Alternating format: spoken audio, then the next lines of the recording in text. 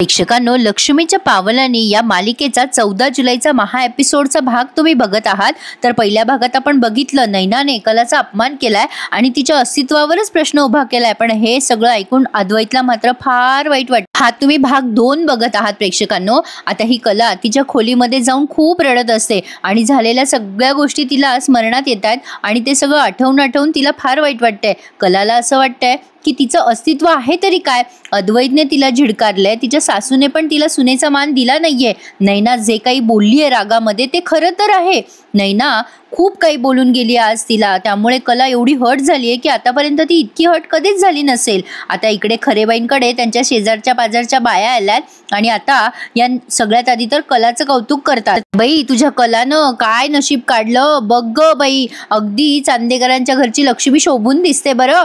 आणि आता त्या दाखवतात, त्यांना काही समजत नाही की नेमकं काय झालंय खरेबाईला, आणि आता त्या फोटो दाखवतात, बघ बघ तुझी पोरगी काय लक्ष्मी नारायणाचा जोडा शोभून दिसतो, वा वा वा। आता खरेबाई ते बघतात आणि त्यांचा अभिमानाने ऊर भरून आलाय। खरंच माझी कला आहेच अस्सल सोनं, असं त्या म्हणतच असतात। तेवढ्यात काजल येते आणि म्हणते, काय मग खरेबाई बघितलं का आपली कलाताई किती छान दिसते। खरेबाई म्हणतात, हो ना, बघ ना काजल तुझी कलाताई काय किती गोड दिसते। काजल म्हणते, अरे मग आपली कलाताई आहेच अशी, अरे मोठ्या मोठ्या हिरोईन तिच्या समोर पाणी भरतील पाणी, किती गोड दिसते माझी कलाताई। आता ते फोटो बघतात सगळे सोशल मीडियावर कलाचा, आणि कला आणि अद्वैतचा फोटो खरंच अप्रतिम आलाय प्रेक्षकांनो। पण आता बोलता बोलता ह्या बाया म्हणतात, बाई तुझी पहिली लेक म्हणजे सोनं आणि दुसरी अशी कशी ग बाई, तुमची नैनी किती बातम्यात गाजायली तुला ठाव नाही होय। आता या खरेबाईंना काहीच माहिती नसते हे सगळं। आता त्या म्हणतात, काय कशा बाई। आता त्या बाया मोबाईल मध्ये नैनाचा तो व्हिडिओ दाखवतात, ती पत्रकारांशी कशी उद्धटपणे बोलते हे सगळं तिच्या आईने बघितलंय आणि काजलने सुद्धा। काजल म्हणते, हे काय सगळं, थांब थांब मी सोशल मीडियावर बघते। आता काजलने सुद्धा शहानिशा करून घेतलीये की हे सगळं खरं आहे की खोटं आहे। काजलला सगळं दिसतंय की हे सगळं खरं आहे। ती म्हणते, खरे बाई अहो हे सगळं खरं आहे, हे बघा कसं केलंय ताईने, काय उद्योग करून ठेवले तुझ्या लाडकीने, बघ नैना दीदीने काय केलंय, नसते ते उद्योग करते, असं करायची काही गरज होती का। आता या शेजारच्या बाया म्हणतात, काय ग काजल हा पोरगा कोण आहे ग, तुझ्या ओळखीचा आहे का। आता या खरेबाईला लाजल्यासारखं होतंय नैनाने केलेल्या कृत्यामुळे। आता त्या शेजारच्या पोरी म्हणतात, बाई बाई बाई बाई काही नाही ना संगे, तू काही म्हण बाई, तुझी नैनी पहिल्यापासून लई उडत होती, तू पहिल्यापासून तिला वळण लावलं असतं ना तर तिला वळण लागलं असतं बघ, तिला नटणं न मुरडणं या पलीकडे काय येत नाही बघ। काय दिवे लावले तुझ्या पोरीनं, काय वाटलं असेल त्या चांदेकरांना, बाई तिच्या सासरच्यांनी तिला घराबाहेर नाही काढलं म्हणजे मिळवलं। आता या दोन्ही बाया मिळून ही चर्चा करताय प्रेक्षकांनो। तर आता मात्र खरेबाईंना भीती बसलीये, खरंच नैनाला बाहेर काढलं तर। प्रेक्षकांनो, तुम्हाला माझा व्हिडिओ आवडत असल्यास प्लीज माझ्या व्हिडिओला लाईक करायला आणि माझे चॅनल सबस्क्राईब करायला विसरू नका हा, म्हणजे माझा आनंद जरा द्विगुणित होईल तुम्हाला रिव्ह्यू देण्याचा। तर आता या रजनी काकू, मला वाटलंच होतं त्याच येतील कलाला मनवायला। कलाबाई फार रडत असते। आता या रजनीताई म्हणतात, अगं रडू नकोस कला, अगं तुला माहिती आहे ना तुझी बहीण कशी आहे, आम्ही तर तिला आत्ता ओळखतोय, आम्हाला समजलंय ती कशी आहे, तुला तर तिच्या जन्मापासून माहित असेल ना ती कशी आहे ते। कला म्हणते, नाही रजनी मॅडम, मी ताईचं बोलणं मनाला नाही लावून घेतलंय, पण तरी सुद्धा मी कुठल्या अधिकाराने कुठल्या हक्काने इथे राहतीये हे सगळं प्रश्न उरतोच ना। मी का राहते इथे, काय करते इथे, मला नेहमी स्वतःला सिद्ध करावं लागतं। आता अद्वैत पण तिथे आलाय, कलाचे अश्रू काही आज थांबे ना आणि अद्वैतचं कसं तरी मन होतंय पण त्याचं कसं आहे ना प्रेक्षकांनो, त्याला त्याच्या मनातल्या खऱ्या भावना बोलूनच दाखवता येत नाही, कदाचित हे सगळ्यांचं असंच असावं। आता अद्वैत तिथे आल्यावर ही कला त्याला बघते आणि म्हणते, काय रे अद्वैत चांदेकर, सांग ना कुठल्या अधिकाराने मी हे सगळं करते, कुठल्या अधिकाराने मी इथे तुझ्यासोबत राहतेय। लग्न करायचा निर्णय आपल्या दोघांचा होता ना, मग नेहमीच मलाच का लोक प्रश्न विचारतात रे। पण बघा प्रेक्षकांनो, अद्वैत किती इमोशनल आहे, त्याने आता आधी कलाला पाणी दिलंय आणि आता रजनी काकूला असे डोळ्याने खुणवतो, रजनी काकू पण त्याला खुणवतात।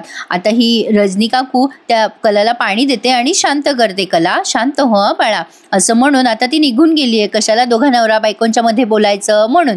आता मात्र रजनी काकू गेल्यानंतर कला अद्वैतला म्हणते, काय रे चांदेकर, मी काहीतरी विचारलंय तुला. आता अद्वैत म्हणतो हो ऐकलंय मी. आता कला म्हणते अरे तू फक्त ऐकावंस म्हणून नाही बोलले मी तुला, मला उत्तर हवंय तुझ्याकडनं.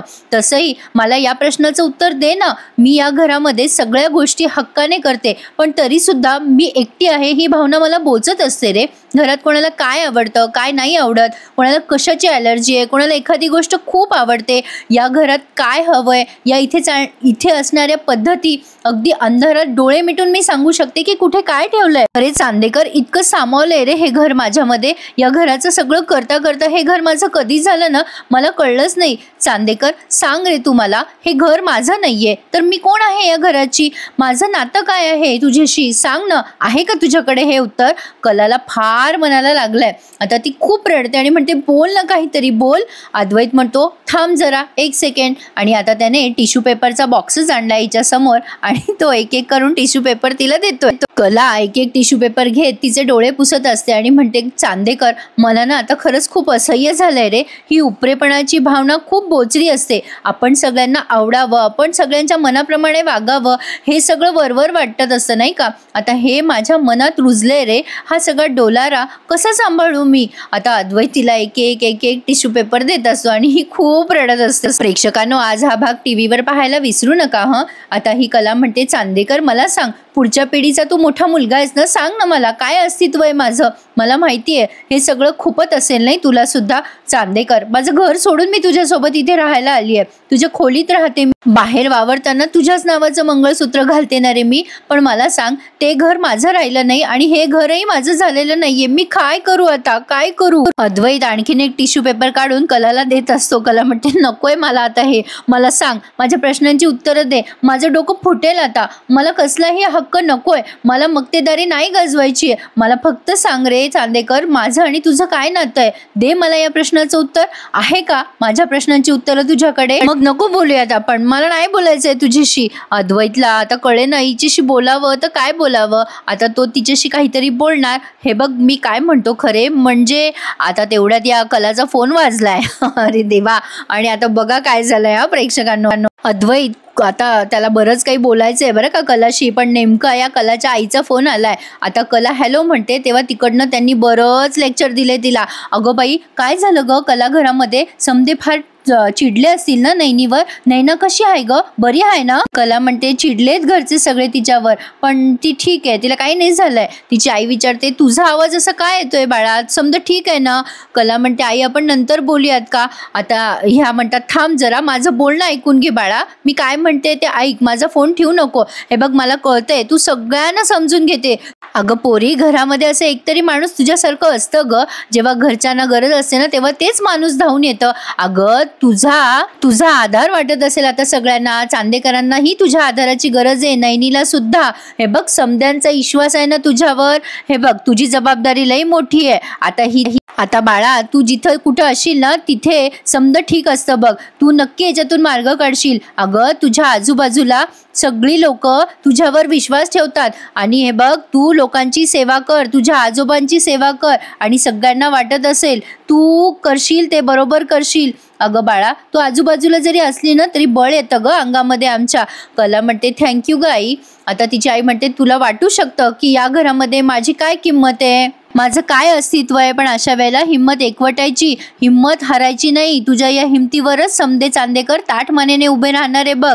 हे बघ कला बाळा तुझी जबाबदारी मोठी आहे बरं, आता कोलमडायचं नाही, तुझ्यासारख्या माणसाने तर नाहीच कोलमडायचं, समद्यासनी तुझाच आधार आहे बघ. आता ही कला म्हणते हो आई बरोबर बोलतेस तू, तुझ्याशी बोलून मला फार छान वाटलं, आय मिस यू ग आई असं म्हणते कला. आता ह्या पुढे काही बोलणार तेवढ्यात कलाने फोन ठेवून दिलाय. म्हणजे बघा प्रेक्षकांनो ही समजदार आहे तर हिच्यावर वाटेल तसं ओझं लादून द्यायचं आणि ती नैना बावळटे तर ती वाटेल तशी वागली तरी चालतं सगळ्यांना.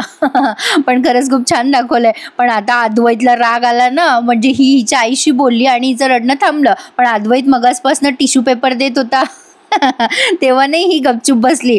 आता जेव्हा कला बोलते ना आई तुझ्याशी बोलून मला खूप छान वाटलं ग, आय मिस यू असं जेव्हा ती म्हणते तेव्हा अद्वैतला येतो राग. आता कलाने फोन ठेवून दिलाय. अद्वैत म्हणतो त्यावेळेस मी तुझ्याशी बोलायचा प्रयत्न करतोय, तुझं स्वतःच सुरू आहे. आता फोनवर बोललीस आणि नॉर्मल झालीस, रडायची पण थांबलीस, माझ्या शब्दाची काही किंमत नाही का ग तुला. आता कला चिडते जरा आणि वैतागते सुद्धा. ती म्हणते काय करू रे तुझं चांदेकर, तू अशक्य आहेस. तुला जर माझ्या प्रश्नांची उत्तरं देता येत नसतील ना तर तू शांत बस ना. तुला कुठे काय बोलावं ना तेच कळत नाही, पण मी पण काय अपेक्षा करते तुझ्याकडनं, असं बोलून ही निघून गेली आहे. आता अद्वैत सुद्धा विचार करायला मजबूर झालाय की नेमकं कलाचं आणि त्याचं नातं आहे तरी काय. पण प्रेक्षकांनो, या घटनेमुळे या दोघांना चांगला जबरदस्त धक्का बसलाय. त्यामुळे 100% अद्वैत आणि कला दोघेही जण एकमेकांचं नातं सुधारायचा प्रयत्न करतील असा माझा अंदाज आहे. तुमचा अंदाज मला नक्की कळवा.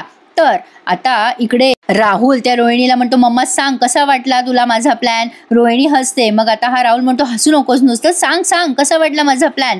रोहिणी म्हणते, अरे माझ्या लाडक्या मुला, काय प्लॅन केलायस तू, व्हेरी वेल डन. आयुष्यात पहिल्यांदा मला अभिमान वाटतोय तू माझा मुलगा असल्याचा. आता मला खात्री आहे ती नैना तिच्या कर्मानेच तिच्या घराबाहेर जाणार आहे. आणि तुला माहितीये सगळ्यात जास्ती मजा केव्हा आली, जेव्हा मी त्या कलाचा चेहरा बघितला ना तेव्हा, आणि त्यात तुझी बायको. राहुल म्हणतो, मम्मा प्लीज. रोहिणी म्हणते, असू दे रे, आता ही नैना ना दिवसेंदिवस जास्ती मूर्खपणा करते. तुझी बायको म्हणूनच करणार आहे ना ती मूर्खपणा. हे बघ, करू दे करू दे. आणि या घराच्या बाहेर ती जाणार म्हणजे जाणार आहे. आज बघितलं ना तू ती कलाला कसं बोलत होती. अरे असं वाटत होती की ती एक मोठा दगड उचलतीये आणि स्वतःच्या पायावर मारतीये आणि तिच्या बहिणीला पण मारतीये. एका दगडात 2 बहिणी पडत होत्या. सुपर्ब. राहुल म्हणतो, खरंच मम्मा मज्जा आली आहे, आता आपण शांत बसून सगळं एन्जॉय करायचं. रोहिणी म्हणते, नाही राहुल, आता आपण शांत नाही बसायचं, प्रत्येक पाऊल व्यवस्थित उचलायचं, कुठली चूक होऊ द्यायची नाहीये. राहुल म्हणतो, डोंट वरी मम्मा, माझा पुढचा प्लॅन रेडी आहे. रोहिणी म्हणते, काहीही कर राहुल, मला ती पोरगी या घरात नकोय. तर प्रेक्षकांनो, आता रोहिणीचे हे इरादे सक्सेसफुल होतात की नाही ते आपण पुढे बघूयात. पण आता कलाने मात्र अंबाबाईला प्रश्न विचारलाय आणि प्रेक्षकांनो, पुढच्या भागात तुम्ही बघणार आहात की अंबाबाईने तसा कौल पण दिलाय की कलाच या घरची खरी लक्ष्मी आहे म्हणून. तर मग लाईक करून टाका आणि चॅनलही सबस्क्राईब करा. तसं नाही, पण माझ्या कामाची पोचपावती म्हणून. आता ही कला देवघराजवळ हात जोडून बसली आणि अंबाबाईला म्हणते, देवी आई, अंबाबाई, मी तुझ्याचमुळे या घरात आले. या घराशी माझं काय नातं होतं मला माहित नाही, पण बघता बघता मी या घराशी जोडली गेली आहे ग. खरं सांगते तुला, या घरात यायचं